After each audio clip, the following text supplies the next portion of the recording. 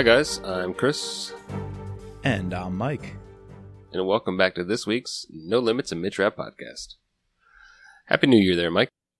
Yes, I guess when the people are hearing this, it will already be 2022. So hope you had a good New Year celebration over there at the Furman household. Yeah, we're going to make some pizzas, just keep it low key, trying not to go out and see anybody. Right. Not get COVID. Right. But yeah, so hopefully, you guys all had a great end of 2021, which has been another shitty year. And let's hope that next year is doing a little bit better. Hey, I think 2021 was great for the podcast. Let's be real. Shitty everywhere else, but great for the podcast. It was. We hit our stride, crushed out a bunch of books. We covered our two favorite books this year. Right. We got a new book that we covered, which was a little divisive, Right. I guess we could do just on the cuff here. Give me your top 3 Mitch Rap Pod moments. Oh, dude. Oof. Oh, man. Talking to Kyle. Yes. Especially the episode where he broke down the book with us. Because I think we spoke to him twice in 2021. But I got to go with the spoiler episode. It was so cool to hear an author explain and go through their process coming up with the story. And to be able to do that for Mitch Rapp, a character you and I have both loved and been reading for more than a decade. It's just wild we got to do that. And the fact that he shouted us out in his recent newsletter. He's got a link to our episode and the interview he did with us, just telling folks, I'm working on Rap 21, but if you guys want to go back to Rap 20 and hear why I did what I did, he put us in the newsletter. So yeah, that's number one. What about for you? So honorable mention would have to be for sure. Both we talked to Kyle early on in the year when I had COVID. Back last January.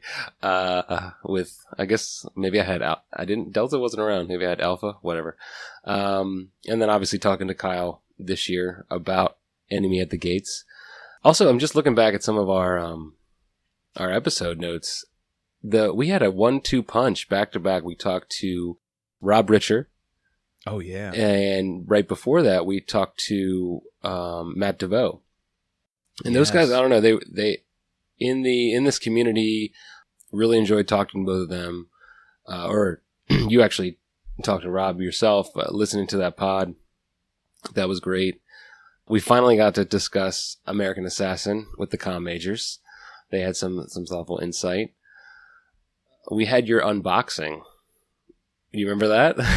Was that for Enemy at the Gates? Yeah, Enemy at the Gates unboxing. Yep. You also had an unboxing, I believe, of Brad Thor's book. So all of Mike's various unboxings, especially with you accidentally cutting the page for your father. That's right. The manuscript signed by Kyle. Yes, the manuscript signed by Kyle. You just hastily cut through it. That was hilarious. And then he FedExed one all the way from Spain. He didn't have to do that. That was great. Let's go back. You brought up some of the interviews. Let's go back even earlier in the year. I'm just looking at our February episode and March. We had David Brown on. We did. The Atria Mystery Bus himself, friend of Vince Flynn, publicist of the Mitch Rap series. Chris Albanese, Secret Service agent, to talk about active treason and what Vince got right in that book. And then we had Jack Carr. I know. I was going to say that. I mean, holy cow. What a year. We also, we had Andrews and Wilson. Yes. We got to talk to Stephen Hendricks about Without Remorse. We talked to Rod Gregg.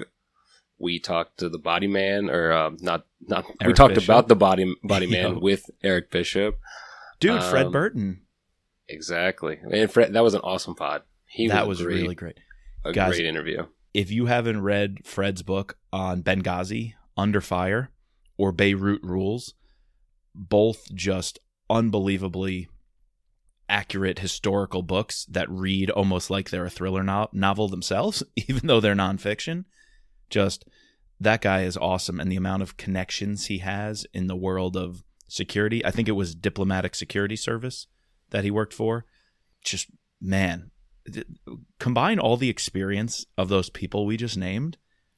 That's like a huge chunk of American history right there. Yeah. It's crazy. Yeah. I think, though, for my number one moment would have to be the Vince's Villains episode. I really enjoyed doing that episode with you, discussing. We finally got to break down the top villains. If I had to pick an episode, the other one I was going to pick is we were really clicking on the Enemy of the State Part 1. Like, after we recorded that one, we both said, in the text chat afterwards, that might be our best episode ever. But Vince's Villains, that's my number one mid-trap pod moment of the year. Okay. All right. I'm surprised by that. Here's another one, though. I don't know where I'd put it, but it's up there. Our character analysis episodes. We got to keep those going. I really enjoyed our tribute to Thomas Stansfield. Did a little trivia game, did some deep cuts, really analyzed this character, where he's been, how he contributed to the series, whether his ending and funeral was too soon or just right or appropriate. And then we followed that one up with another character we lost. Kind of disappeared into the ether, Hackett and Strobel, and then also Mick Reavers. So digging into the SEAL demolition crew. I loved our character analyses. And then finally, our tribute to Stan. We did Stan Hurley as well. I mean, what a journey it has been. 2021, goodbye. 2022, hello. Here's to you. I have an idea. I think we're now getting close to it. One thing we could do is we could do Mitch's women, Mitch's girlfriends, or Mitch's ladies. Mitch's ladies. There we go.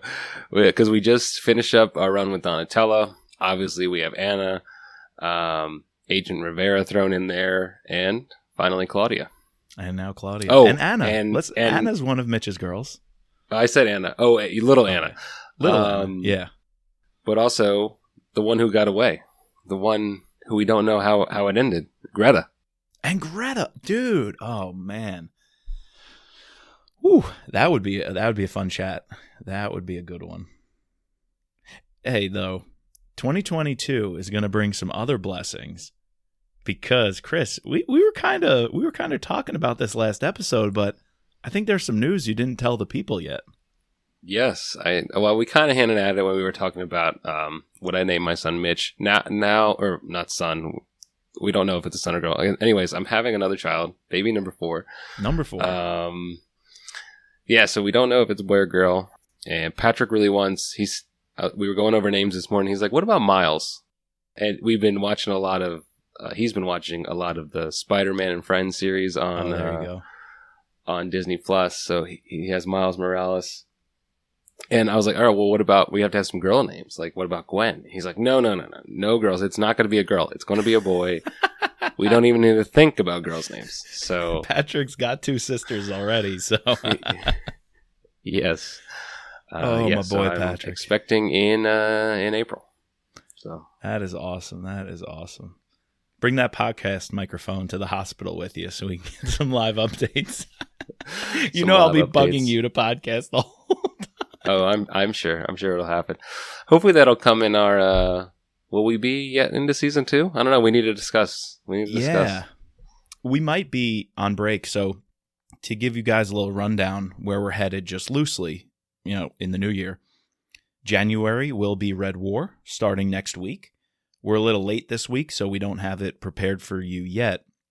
But Red War definitely coming in January.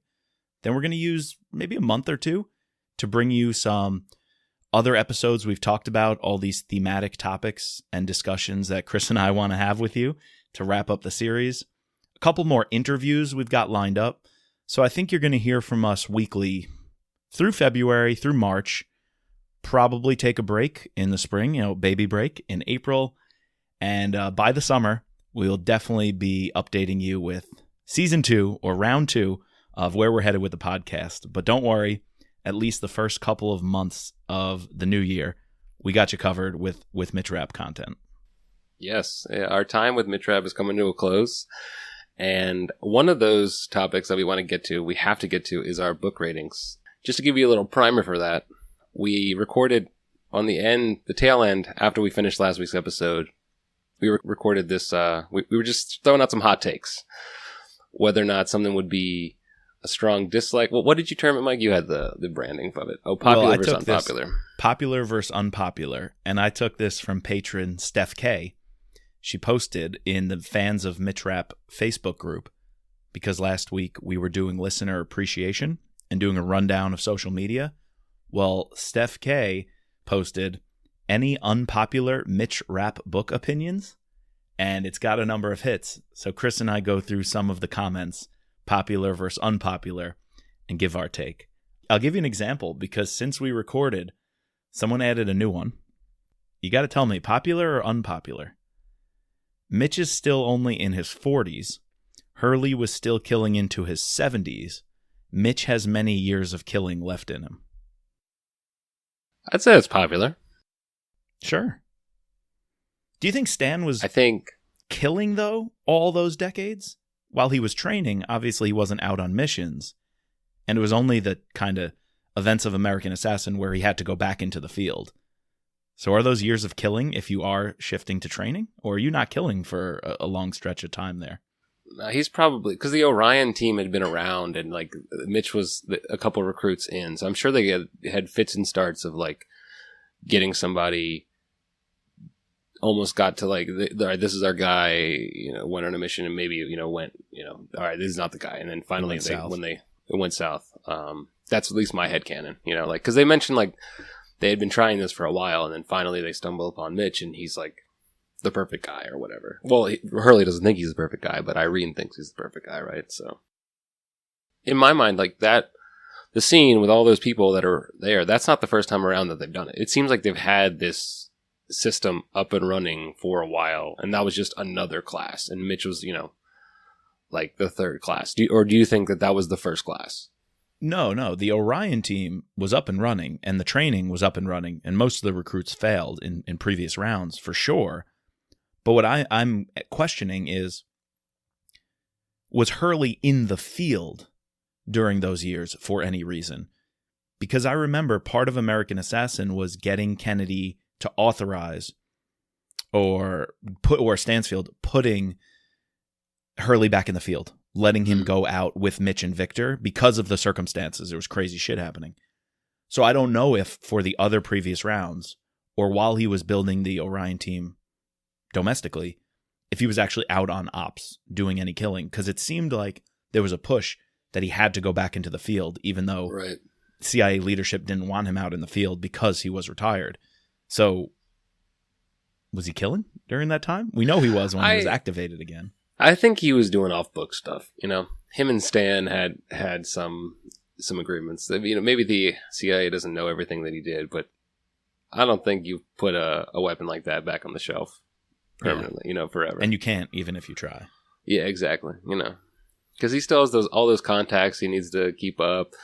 We see them pop up when he goes, like in Kill Shot, when he goes to that reporter, or was it a reporter, or I think it was a reporter, Right, of Le Monde, the editor of Le Monde. Yeah. So he's still out in the field, but doesn't involve getting down and dirty. So this begs an interesting question. Do you think we ever see a transition? We kind of went into this. Did we go on this last episode or in what you're about to hear, where we talk about what the next step of Rapp is? And do we ever see this Mitch as a training stage? I doubt we see it, but maybe not for a long time. But yeah, we talked about that last episode, and it's like, I don't want to just see him becoming Hurley. I don't want to see a 1-to-1. Mitch is now Stan in American Assassin revisited or something. Like, I don't know. I think it's an easy way out. It also neglects the trend that Mitch has been on with Kyle, which I think, going to unpopular and popular, I think a lot of people are still queasy about Mitch trying to settle down with Claudia and Anna and taking that role. I've loved it. I mean, I think we've loved the, not domesticated Rapp, but the side of Rapp that comes out when he's got to fight the closet monsters with Anna, or when he, is biking with her in Enemy at the Gates. I love the family moments. So the question is, will Mitch, and we've also seen him not regretting kills, but especially with like Lala, him seeing that things are a lot deeper. The gray area is a lot more emotionally and psychologically complex than he's ever experienced in his career. It's always been black and white for him. Now that he's seeing this gray area more, does he ever reach a point where he either wants to stop killing, or he's always said, I only kill out of necessity, the bad guys. I don't get a thrill from it. I don't get off on it. Does he ever feel, and I think Claudia wants this, does Mitch ever feel, maybe when he's 50, maybe when he's 60, maybe when he's like Hurley in his 70s, does he ever feel, I don't need to be the killer anymore? I've only done it out of necessity. America doesn't need me. The current leadership of the government doesn't need me. Someone like a Nicholas Ward doesn't need me. Do you think he ever reaches that point and says, the only thing in the world that matters is Claudia and Anna, and they don't need me to kill people? I mean, unless it's self-defense. Yeah. I don't know. But just to push back against those people that say or are queasy about this is something that Vince did. Vince put Anna into the story right away and had him tackle with this. Yeah, he didn't have a kid, he was going to have a kid. Right. And he wanted that. And he, from the very beginning, he was wrestling. From the very first time we met him, he's like, I need to get out. Even before he meets Anna, he wants to get out. Like, in Transfer of Power, he says on that airplane back, and I think it's the third chapter, maybe even the first time we meet him, I think it's time for me to get out. So this is not something new that Kyle has introduced. It's been part of his psyche for the entire time we've known Mitch. So agreed. Kyle just has a different spin on what we've seen before. So, which is refreshing, which I think propels the series forward. I agree. These things, we say it all the time. These things have to have stakes. They have to. When they cease to have stakes, when they cease to be rooted in reality, then, at least to me, they're not compelling, and I don't want to read them. Right. So if he doesn't have family he cares about, he just becomes another one of these superheroes, goes off on killing missions and blows shit up. And I'm like, that's been done. Mitch Rapp means so much more to me than just that. Mm-hmm. So here's another comment that's getting some likes on the thread. The toned-down version of Rapp depicted in Enemy at the Gates was not akin to what Rapp fans expect. Bring back the ruthless and impulsive character we've all grown to love. I'm going to say, sure, that's popular. You want that Mitch Rapp, kicking ass, yelling at the politicians, tying them up, cutting off fingers, kneecapping people. Sure. But we're going to get that. We know we're going to get that. We can have that balanced. So bring back the ruthless and impulsive character we've grown to love. Mitch is still that. It's just in a more balanced or nuanced way that he's not going to do it indiscriminately for a president that he doesn't believe is putting America on the right path. So I feel like I don't need the ruthless and impulsive Mitch, gung-ho, nonstop, every chapter killing people. I don't need that anymore. But what book, can you tell me when he was doing that? American Assassin? Good Kill point. Shot? You want to go back to those two? Because I would argue that we have sort of never seen that once we got to Transfer and Power and thereon. Like, good everything point. That he did, he flew off the handle. When he needed to take out people, he would. But I would argue that he's been doing that the entire time, and he hasn't stopped doing it. Right. He's grown. This character has grown. Even if Kyle refuses to age him like Vince did, he has grown. He's older. He's wiser. So those things are going to fade over time. Like, that's just what happens when you have mentors like this, like Irene. When you see these situations over and over again, to me, that person just wants American Assassin all the time. Because that and Kill Shot, like that, those are the only two times where I really think of Mitch, being unruly. Like, every other time he had merit to buck against, the people. He had reason. Maybe in the third option, when he thinks Irene and Stan, like, turn on him. Turn on him. But I don't know. I mean, maybe like the time after Consent to Kill when he went on like that bender. But every single instance we see it, there's a reason for it. There has to be a reason for it. So I don't know. Even transfer of power. He was saying, I don't necessarily want to keep doing this. I actually want to get out, settle down with Anna. And when he starts killing terrorists in the White House, it's literally to save her in that bedroom. Right. And the other hostages, yeah. So he's not always impulsive. He was thinking through, no, I have a moral compass. I have to stop this act of injustice. I still don't want to blow the mission and blow my cover. So he finds a creative way to do it. But he wasn't ruthless and impulsive, or else he would have just charged out of the closet indiscriminately, not caring about the rest of the mission and being discreet and really being a spy. He would have just slaughtered this dude. But no, he does it so methodically and at the right time to be more incisive. I feel like comments like this one I just read want Rap to be this like boom, like this cannon who's just going off, but he's never been that. He's been real surgical. Thinking about the comment, they're probably wanting to see like the scene where I'm forgetting which book, but like there's the house where the people come and he just takes a bunch of people out. You know, right. We didn't get a lot of Rap kills in this book. That's true. And maybe that's why. But there's other books there. We need to go back and look at the Book Spies list where he stopped after. I think he went up to the right before The Last Man. Yeah. Where he did a kill count. Yep. And there's some books that are surprising where there's very few Rap kills. Right. It's pretty low in a few of Vince's books. Yeah, exactly. And there's others that it's like, holy shit, you know, Rap kills like 20 people right. in the order of like 5 pages. Dude, that's a great point. I wonder if we track the kill count, if we'll see a stark difference, because I feel like people think Kyle has really feminized Rap or brought down his bravado. But if we look at the kill count, I bet it's the same, like waves, where in one book with Vince, he'd kill 20, 30, 40, 50 guys. Another book, he'd kill 2 or 3, like Pursuit of Honor. And I think Kyle's will do the same. The Survivor, I think he's definitely pretty active. Order to Kill, he was torturing people. I don't know if he killed as many. Lethal Agent. He kills a bunch. He killed a lot. And that house, especially scene, down in the cartels. Yeah, with the cartels, right? He lights that house on fire, or it's burning, and kills a bunch of these drug guys in the jungle on the chase. So yeah, that would be a great episode to track the kill count book by book and look for patterns. I'm just guessing off the top of my head, there wasn't a lot of Rap kills in both this one or the previous one. Well, this guy quotes chapter 22, only 2 confirmed kills so far. So this guy's like, I don't even know if I want to finish the book. That's bogus to me. That's absolutely bogus to me. This fandom is funny like that, you know? It's very funny like that. I'm sure there are many books that 1/3, 1/4 of the way through, Rap might only have a few kills or none.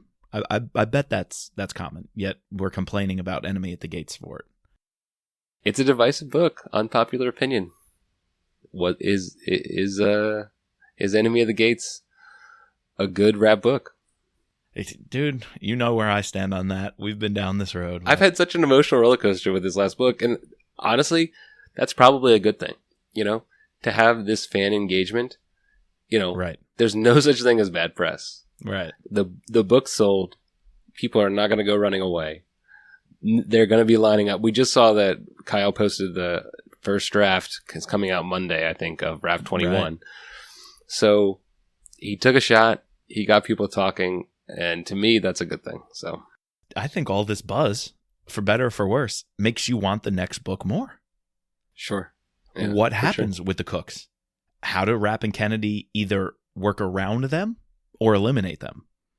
What's this Nicholas Ward character? I mean, there's so much intriguing content if people can just get over the fact that a major character died. Get over that.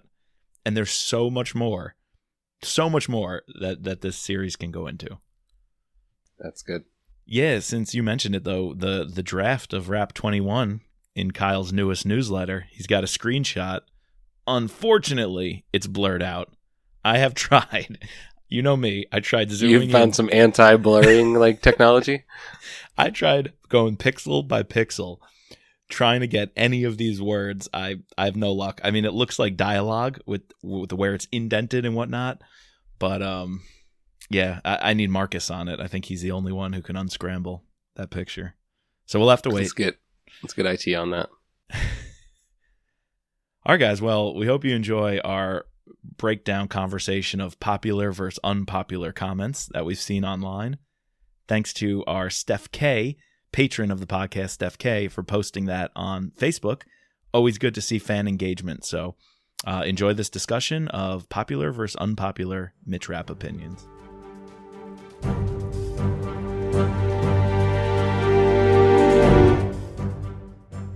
All right, so I want to ask you about this. In the Facebook group, Steph K, patron Steph K. Scott's #1 fan. Shout out to you, Scott's #1 fan. She asked a question, and I wanted to go through some of the comments with you and get your take here. She asked, any unpopular Mitch Rapp opinions? And okay, it got spicy. It got a little spicy. Let me hear some of these. All right, so let me pull this up. I like that question, first off. I think letting people say what they got to say. Yeah, 50 comments so far. Let's see. That the books are getting worse, not better. Is that unpopular? Yeah, that's unpopular for sure. Kyle doesn't want to hear that. David doesn't want to hear that. I think it's unfortunately somewhat not popular, but it's got some traction. I think there are people who would definitely say that's true. Which you expect, right? Obviously, you lose Vince. It's hard. Quality is going to go down. We can't relive the consent to kill Memorial Day era, right? We can't. So it's going to change, but I wouldn't say progressively worse. I also think it's just hard to keep these stories interesting. You know, like right. I've read all of all except the last two, all except the last one Scott Harvath books. I would say that, there are some good ones in there, but, progressively they've gone down. But what's funny, though, is that I think one of the best books that came out was like the Spy Master and the one right after that, Red Backlash? Red Dawn. Backlash, that's what, Backlash. It's in Russia, so I was thinking of Red. And those are recent, so yeah. What else went down? Oh, like the Jack Reacher books, they ebb and flow. I feel like all these things are just it's an ebb and flow type thing. Yeah, I think it's the natural progression, but I can't say getting worse. I mean, look at Enemy of the State, look at Lethal Agent. Dawn loves Red War. I mean, I'm going to have an open mind next couple of weeks when we review that. Who knows? Maybe it'll go higher up the rankings than I'm expecting. We both liked Enemy at the Gates. And we both liked Enemy at the Gates. Yeah, I would not at all put it bottom 5 for sure. So, yeah. Even Mark put it, what did we say, at 8? Like, that's... Yeah. You can't say it's progressively worse. All right, here's hot take number 2, which I posted. Some people like Anna Riley. Or Anna Reilly. Unpopular? I guess the unpopular thing would be Anna Riley was a good character. True. Should have phrased it that way. Well, here's the deal. 2 people chimed in. I loved her in Transfer Power. Another person, I liked her. There were a few marriage issues, but what marriage doesn't have issues? Sure, good point. But she was a pain in the butt. There was a reason Vince killed her. Right. Let's just say that, All right. My least favorite was Red War. Not enough rap. Popular or unpopular opinion? Don't know yet. I can't remember it. Yeah, I can't remember it either. I remember liking Grisha does some badass stuff, but... I remember liking the ending where like they're in this bunker in Siberia with medical equipment and he gets Krupin somehow. So I'm excited to revisit it. But yeah, I have to revisit that one soon. I think I mixed up my Russian presidents too, because I forgot Krupin was the dude. I thought it was the current president who plays much more of a role. I think I was getting the two mixed up. What's his name? Utkin and Krupin, and I think in my mind I just forgot who was who. So, all right, let's see what else we got.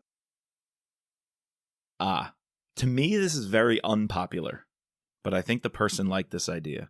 Mitch is getting older. Maybe it's time for him to become Stan. I mean, that's not unpopular. I feel like that's a good way to transition the series and make it fresh, make it new. But will they do that? I don't know. I don't know why. I'm just... And the guy says Coleman can bring in some young guns too. The new crew can become as good as the old, with the old guys kicking butt, dogging them in the field. I don't know why I hesitate. I don't want to see Mitch just become Stan, grumpy old man yelling at the young kids. Maybe it'd be cool if he starts training new recruits, but clearly aware of how Stan fucked him up and like wants to have a different approach. But you can't have a different approach. Then you don't create a Mitch rap. You have to have Stan's approach. I don't know. I think it'd be kind of flat to have Mitch grappling with that. I just don't think it can go deep enough. Well, it's like we've seen that in other novels, right? Where Tom Clancy, right? He brings in his son, and his son becomes the main character. His son goes on to be the president, or Jack Ryan, not Tom Clancy. But I think one trajectory you could take, and maybe Vince was trying to do this with Mike Nash, but then halfway through doing it, decided, wait, no, I don't want to do that, and that's why he sort of partitioned him off and made him, outed him, right? That's why Mitch outed him. Yeah. I don't know. I think of what's his name, Tom Cruise in the Mission Impossible series. Like the first movie that Jeremy Renner was brought in, it was supposed to mean like Jeremy Renner was supposed to be given the keys to this series, and then immediately Tom Cruise was like, wait, no. And then like the very next movie, you could tell that they sort of ditched that plan, and now like Jeremy Renner's not even in these movies anymore. At the very same time, Jeremy Renner was given the keys to the Bourne series, and then people hated that movie. I actually like that movie, and they're like, no. So then they had to bring back Matt Damon to do the next one or two. I don't even remember Jeremy Renner doing Bourne. He did the Bourne Legacy. Really? Yeah. Oh, okay. So I feel like, I don't know why, I'd be more interested, especially with Kennedy losing Nash, I'd be more interested in Kennedy training and seeking out a replacement than Mitch seeking out a replacement. I don't know why. I find how she operates and trying to replicate her skills very different than trying to replicate a rap and just train the next badass. Like, I find that so much more compelling in the storytelling. But that's probably an unpopular opinion. I hope that, because one, it's unrealistic that Kennedy would have been in her position this long, right? That's true. Yeah. So that's why I kind of liked what Brad did in terms of he had Scott in the Secret Service for a little bit and then transitioned him out and had him as a private contractor. And that's where I think, I could be wrong on this, but that's where I think Kyle is taking this, where Mitch will be out of the CIA, Kennedy would be out of the CIA, and they'll be doing their own thing. And I think that would be a cool new thing, a path to go down, that you have a bunch of books to explore.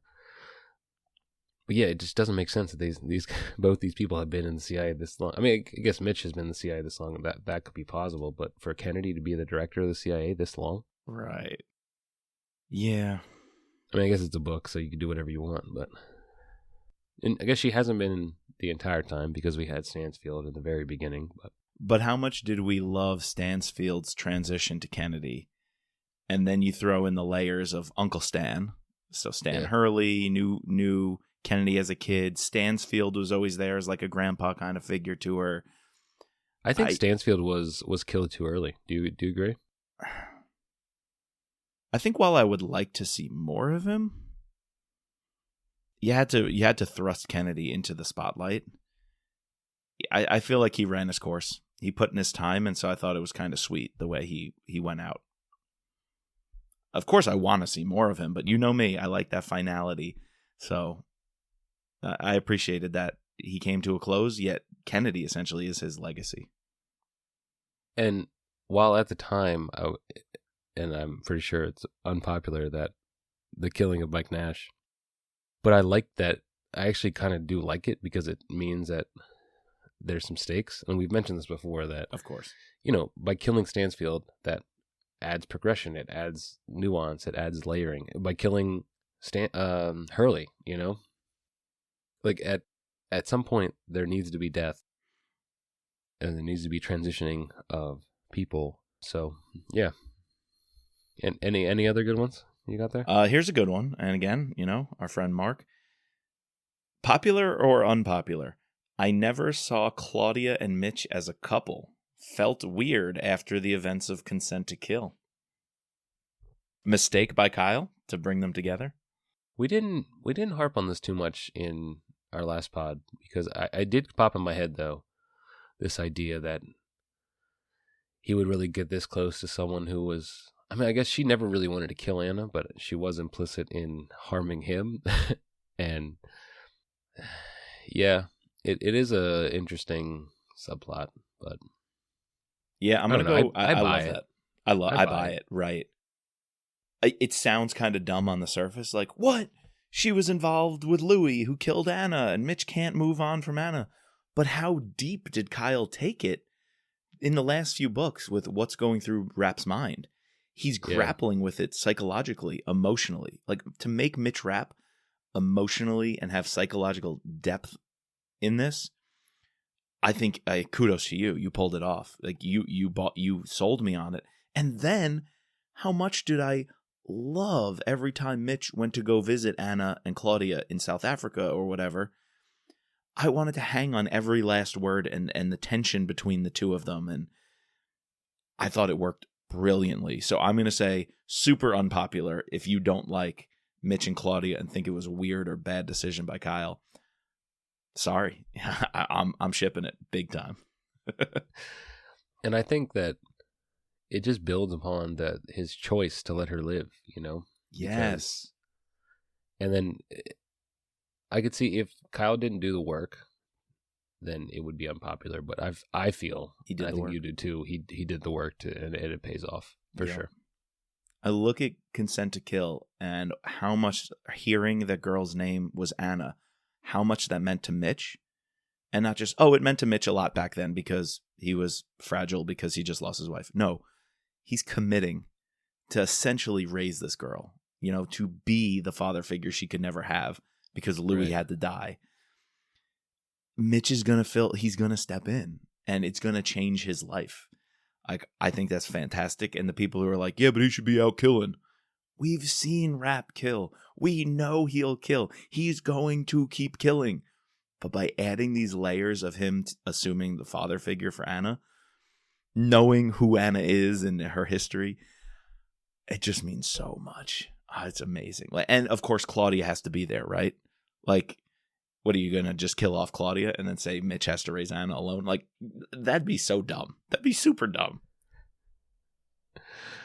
Unpopular opinion, Power Station was not that cool of a villain.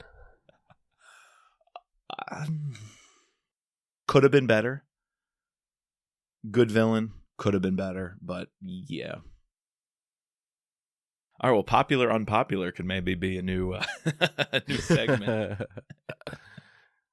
That's a little racy, though. It's a little saucy there. Racy. We'll keep it for the after dark people on our patrons only. Unpopular opinion: Vince can't write female characters.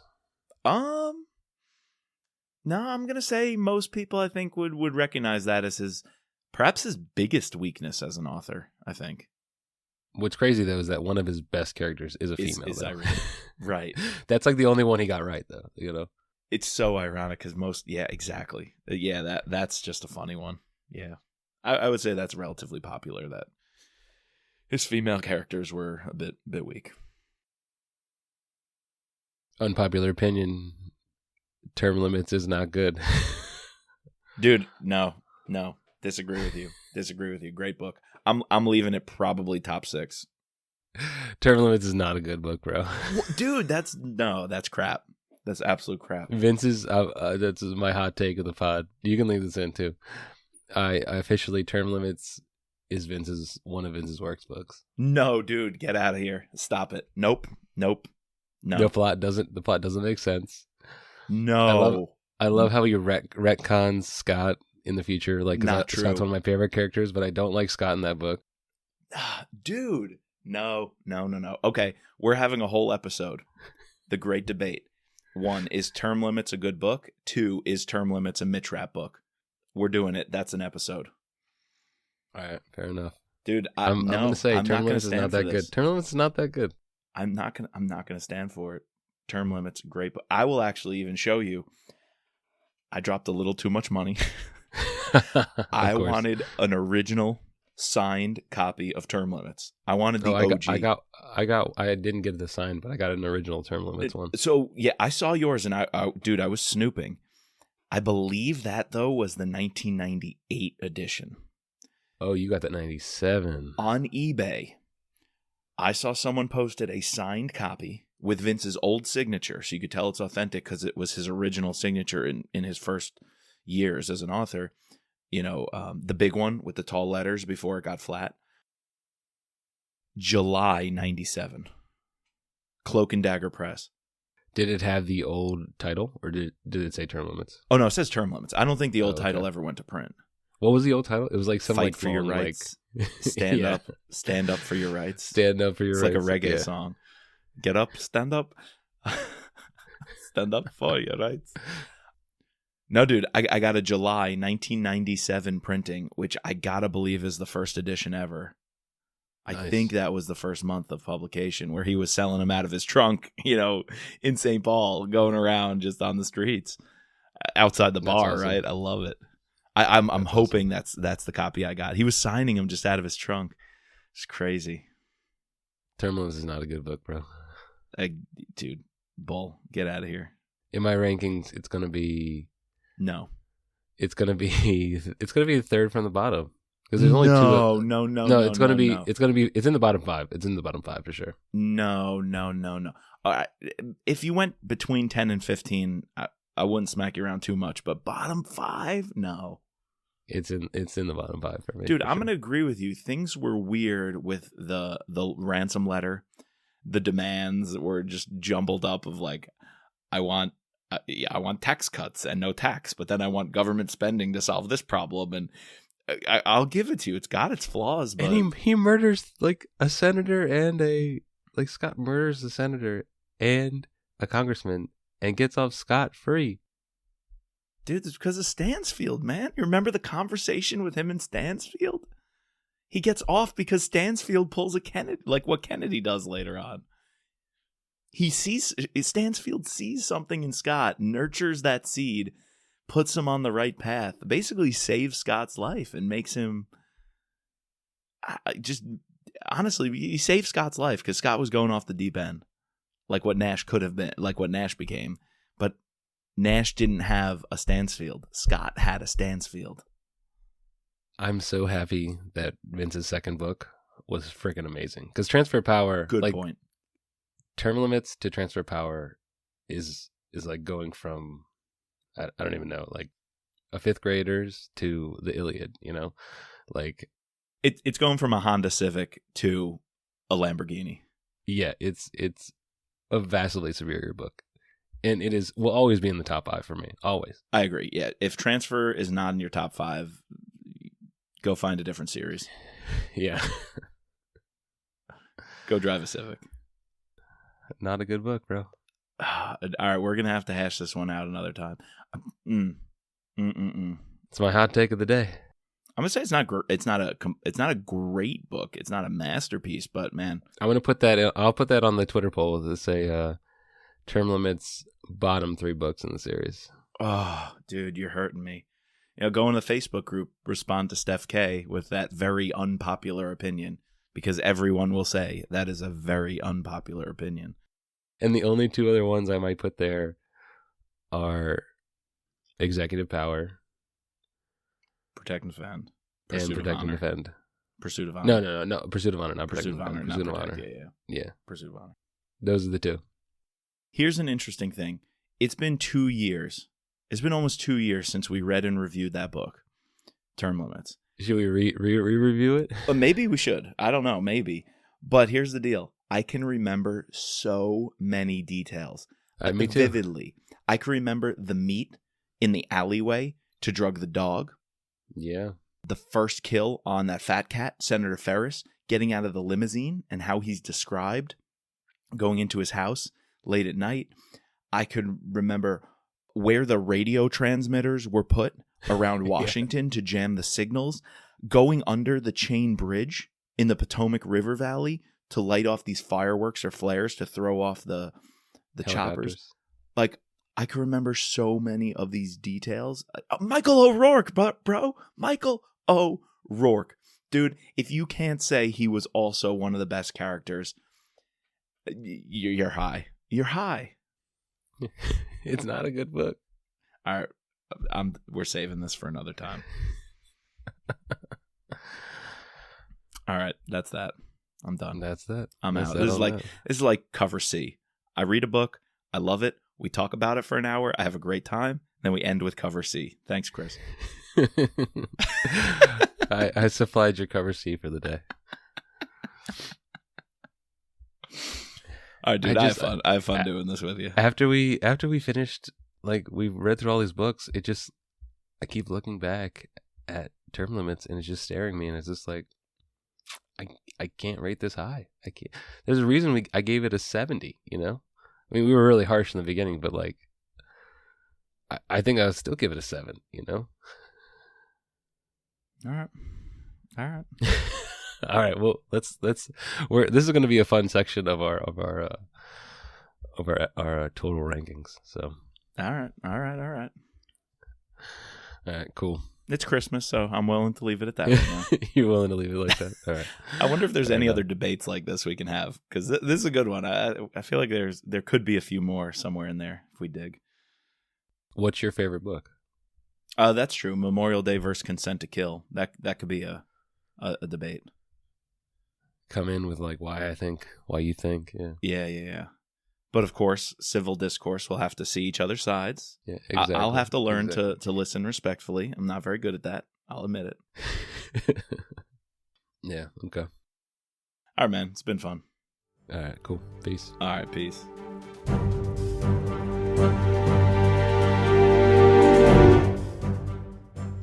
All right. Well, we hope you guys rang in the new year nicely. Hope you get a nice kickstart to your 2022.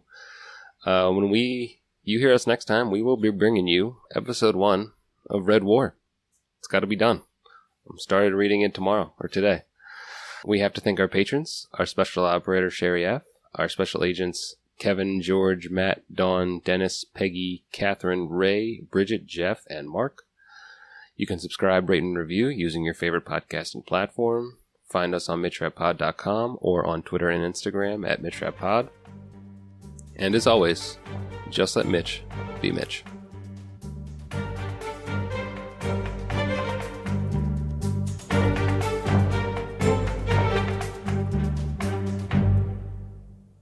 Just a disclaimer, this podcast is not affiliated with Vince Flynn, Kyle Mills, or Simon & Schuster, but thank you to them for bringing us the wonderful world of rap.